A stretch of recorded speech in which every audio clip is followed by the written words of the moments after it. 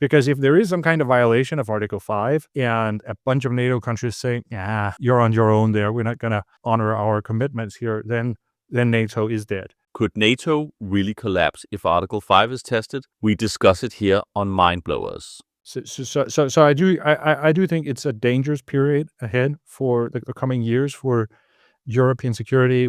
This is a time when European security is being redefined. So the foundations of European security, the world order that has existed for 80 years, where the Americans were the guarantor of European security, that has ended. And now that things are being redefined, that gives a moment of opportunity for someone like Russia to go in and try to take leadership and redefine that. And there's probably going to be some kind of struggle where the Europeans have to also stand up for that and say, no, we have different values and we are not going to let you decide what this looks like or who is in your sphere of influence.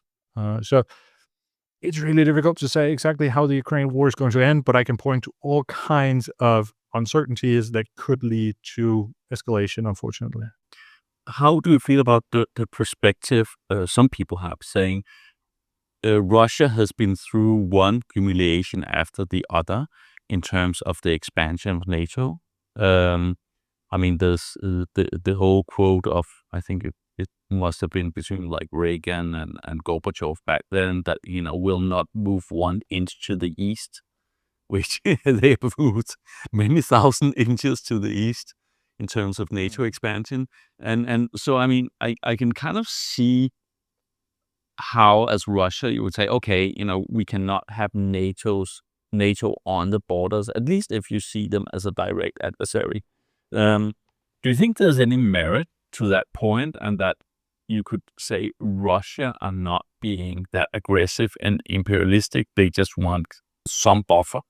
No, I don't think those two things are contradictions. The way Russia sees NATO is through a lens of a great power. So it's a great power perspective they put on that. They see the world as consisting of the great powers and then a bunch of small states that orient themselves toward certain great powers. And they see NATO as the American group of small states. That's the American sphere of influence. So that is the big problem with NATO. They see it as the Americans stealing their small states and taking those small states that rightfully belong to Russia into the American sphere of influence. That's fundamentally what they see, and they want to rewind that development, right?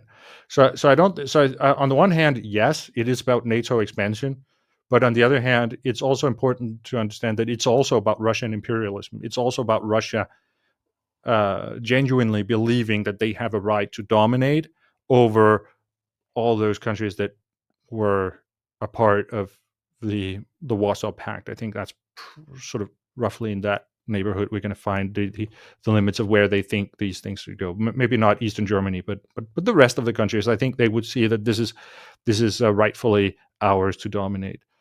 So I don't think that these things contradict each other. It's both about NATO expansion, but it's also about Russian imperialism. So are you saying if Russia suddenly became super powerful, let's say they were 100% backed by China or something major happened, do you think it would be realistic to see Russian tanks in Poland and the Czech Republic and the Baltic countries? Absolutely. I think the way they are working on that is to try to undermine the coherence of NATO and see if they can somehow make NATO collapse as a useful international organization. And then if that happens, then all these countries are going to be left alone. So then it will be much easier for Russia to deal with it on a one-on-one basis, right? They will not be dealing with NATO. They will be dealing individually with Lithuania, right?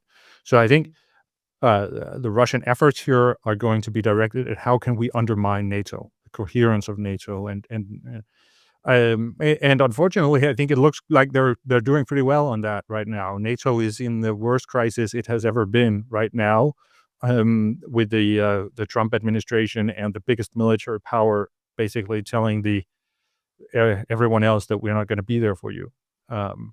And that's why I'm so concerned that Russia might challenge Article 5, because that might be one more way to really put pressure on NATO and see if the countries really stand together when it comes to it, or if NATO is going to collapse, which I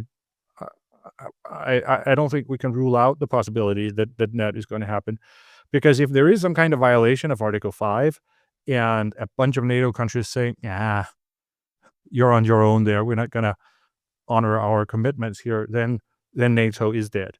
And so I think that's the way they're going to try to deal with it, make NATO go away, and then after that, deal with all these countries on a one-by-one basis. Thanks for watching this Mindblowers clip. If you want the full deep dive with Anders Puck Nielsen, the episode is waiting for you.